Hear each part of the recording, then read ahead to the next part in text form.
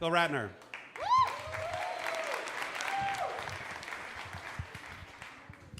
So I am a father, and my 23-year-old daughter and I have a lovely relationship. We go to movies and we eat out and hang out, and she seeks advice and all, but it wasn't always the case. I think that people become parents for a lot of really complex reasons. Unfortunately, one of which universally is so that they can be loved by a small human being. When you go home from work and the door opens and, Daddy, I love your shoes and really love your haircut and would you read Goodnight Moon to me again? You know, it's really a truly lovely feeling. I have a theory about children that when they turn 12, actually it's not my theory, it's in a book, but I do believe it, that aliens come in the night and suck their loving, adoring souls out and replace them with emissaries of Satan for about 10 years or so, and then it's over.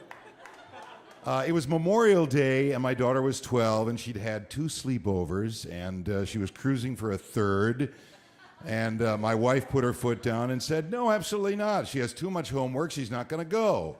And my daughter looks at me, and I said, no, absolutely not. You have too much homework. You're not going to go. And her reaction was, ah! Like somebody was sawing off her leg.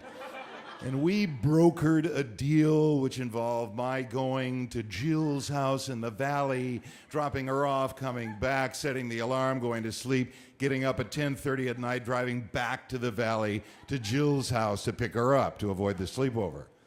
Jill's dad answered the door. Hey, dude, come on in, have a beer.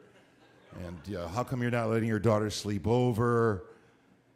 And fortunately, my daughter came to the door before I decided to strike him about the head and shoulders. And I said, are you ready to go? And then she proceeded to engage in a long, languorous hug with every one of the 35 individuals in the house. And then got in the car pouting, and we start out, and she begins to scream, I hate my fucking family. I hate my fucking family. She's 12 years old. I said, don't you dare scream that at your dad. And she says, okay, I won't scream. I hate my fucking family. I hate my fucking family. We're on the 134, and I'm trying every psychologically correct thing to say. This hurts Daddy's feelings. Daddy doesn't want to have this kind of conversation. And we're going by Disney Studios, and I lose it. And I say, this is the exit to Forest Lawn Cemetery. Do you want me to get off here? And she says, no. And I said, well, then shut up. And I felt horrible. I thought, here I am. I've suddenly become a verbally abusive dad.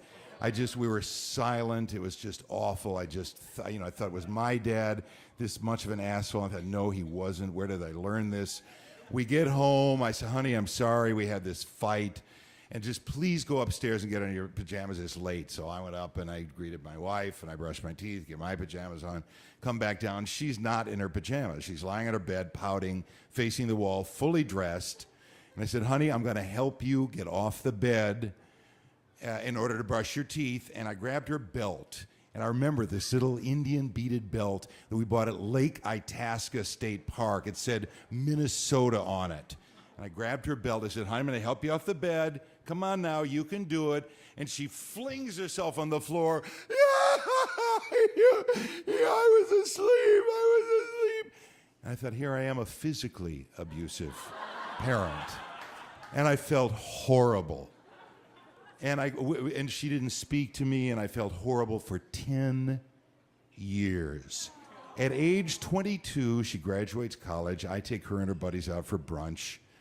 And one of the girls at the table says, so what was it like being Ariana's dad? And for some stupid reason, I recounted this whole story. And Ariana is cracking up and laughing into her latte.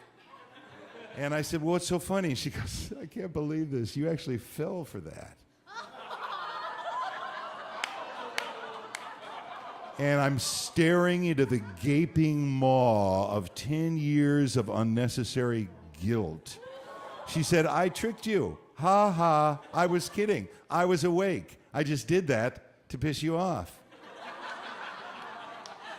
But I love you, and this is a great brunch, and we had a great day.